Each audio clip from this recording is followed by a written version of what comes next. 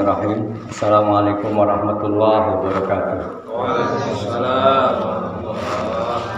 Alhamdulillahirabbil alamin wa bihi nasta'in ala umuri dunya waddin. Wassalatu wassalamu ala asyrofil anbiya'i wal mursalin wa ala alihi wa sahbihi ajma'in. Amma ba'du.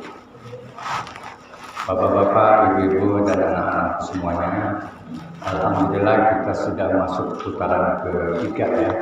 Sudah mendekati injury time, kita memasuki bulan suci Ramadan. Kita akan meninggal bulan suci Ramadan, kita akan memasuki Idul Fitri. Kita ingetin Idul Fitri sebentar lagi anak-anak. Sudah pada beli baju belum nih? Belum? Ya nggak apa-apa, yang penting hatinya baru, pikirannya baru, kemudian wawasannya baru gitu ya. Kalau baju baru belum kebeli, ya biasa aja ya. Nanti minta aja sama bapak-bapaknya masing-masing. Kita lanjutkan mengenai surat Al-Fatihah, yaitu ayat yang kedua. Alhamdulillahirabbil alamin. Jadi ada beberapa surat atau ayat yang disebut dengan ayat yang a'dzam, ayat yang paling besar, ayat yang paling agung gitu. Salah satunya itu adalah Al-Fatihah. Kemudian ada juga ayat kursi. Gitu. Ada beberapa ayat termasuk Al-Ikhlas, itu ayat-ayat yang besar. Kenapa disebut ayat-ayat besar? Di situ ayat-ayat yang paling agung karena di situ terkumpul asma Allah atau Asmaul Husna. Jadi kalau kita baca Quran itu yang paling banyak bukan tentang surga, bukan tentang neraka, bukan tentang lain-lain. Tetapi kalau kita baca semua surat itu hampir di belakangnya itu mengandung unsur asma, namanya Asmaul Husna. Makanya Rasulullah SAW bersabda bahwa ada beberapa nama-nama Allah yang sangat mulia itu disebut Asmaul Husna. Jumlahnya berapa? 99. Tis'a wa tis'ain, jadi 99. Mi'ah ila wahid, jadi digenapkan menjadi 100 itu kurang 1. Kenapa begitu? Karena Allah itu witra yuhibbul witra. Allah itu ganjil dan suka hal-hal yang ganjil. Makanya sholat yang gak boleh ditinggal itu salah satunya sholat sunnah itu adalah witir. Kalau sebelum tidur ya witir. Atau tengah malam witir, atau kalau misalnya habis sholat tarawih witir, karena itu sangat penting sekali. Nah, di dalam ayat kedua Alhamdulillahirabbil alamin itu ada namanya satu asma Allah yang disebut dengan Al-Hamid. Jadi Allah menciptakan alam semesta ini dengan pujian. Artinya pujian ini Allah menciptakan sesuatu itu pasti dengan perhitungan yang matang, dengan keindahan, dengan keserasian, dengan kehebatannya. Bayangkan kalau alam ini 0,01 aja orbitnya itu akan bertubrukan dengan orbit-orbit yang lain. Makanya sangat teratur. Di situ adalah Alhamdulillah Rabbun. Rabbun itu adalah satu asma ataupun nama Allah yang menciptakan dengan sebaik-baiknya cipta. Ada asma atau nama Allah yang memang tujuannya untuk penciptaan yang besar, maka sebut Rabbun. Ada asma Allah yang disebut dengan Ilahun, Allah sendiri. Nah, kalau Allah sendiri itu tidak bisa disifati dengan yang lain. Makanya kuncian Asmaul Husna itu seharusnya juga tidak sama dengan makhluknya. Maka alhamdulillahirabbil alamin. Jadi alam semesta ini diciptakan, termasuk kita diciptakan oleh Allah, itu penuh perhitungan, penuh keselasian, penuh keindahan, penuh lengkap lah gitu istilahnya Rabbun itu. Makanya kalau ada orang buat apa sih fungsinya nama itu? Apa arti sebuah nama? Itu penting sekali gitu. Kalau ada orang apa arti sebuah nama, berarti ada yang nggak tahu tentang nama-nama yang baik, termasuk nama-nama Allah itu.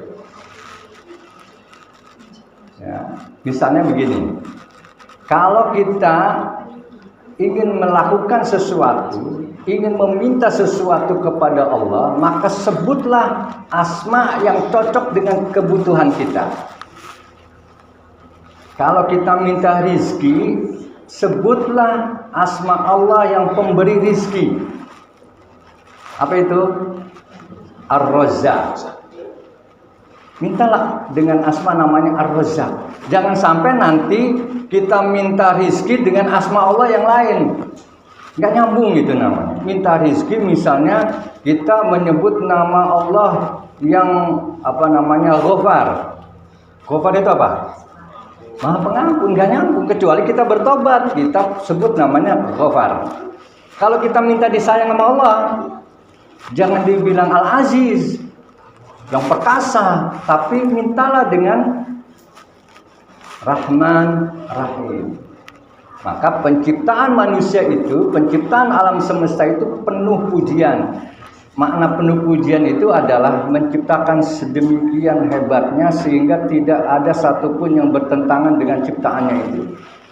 Siapa yang menggerakkan ini semuanya coba? Tangan kita siapa yang menggerakkan? Mulut kita siapa menggerakkan? Mata kita siapa menggerakkan? Telinga kita siapa yang menggerakkan supaya mendengar? Badan kita, nafas kita, seluruh apa yang ada di fisik kita, di tubuh kita sama sebenarnya perputarannya seperti ada di jagat raya. Tubuh kita ini seperti berputar seperti jagat raya. Jadi kalau ada namanya kosmos, itu di dalam tubuh kita namanya kosmik. Jadi tubuh kita ini inherent atau berhubungan dengan alam semesta. Kenapa berhubungan dengan alam semesta? Karena tubuh kita diciptakan dari komponen-komponen semesta itu sendiri. Saya sudah bahas itu, misalnya tubuh kita diciptakan dari air, dari tanah, dari unsur-unsur yang lain dan seterusnya. Nah, itu hirobil alamin. Sehingga keterpujian Allah, maka pujian itu tidak boleh disematkan kepada makhluk itu. Apakah kita boleh mengagung-agungkan manusia? Dia tidak boleh. Yang hebat itu cuma Allah. Makanya sebelum memuji orang, puji dulu Allah.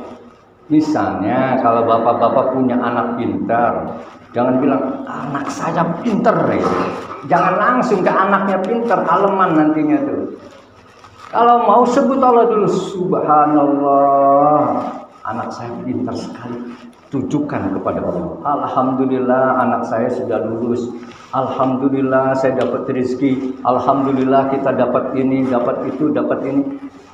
Sematkan, ungkapkan kita pujian kita terlebih dahulu kepada Allah Subhanahu wa taala. Jadi Rabbul Alamin itu luar biasa. Jadi alam semesta bukan hanya kecil. Kalau kita nonton televisi tuh lihat ensiklopedi tentang dunia itu. Kalau kita naik ke atas terus ke bulan, ke galaksi terus kelihatan tuh begitu tata surya berputar hebatnya itu. Sedikit saja itu pergerakannya salah maka akan kekacauan.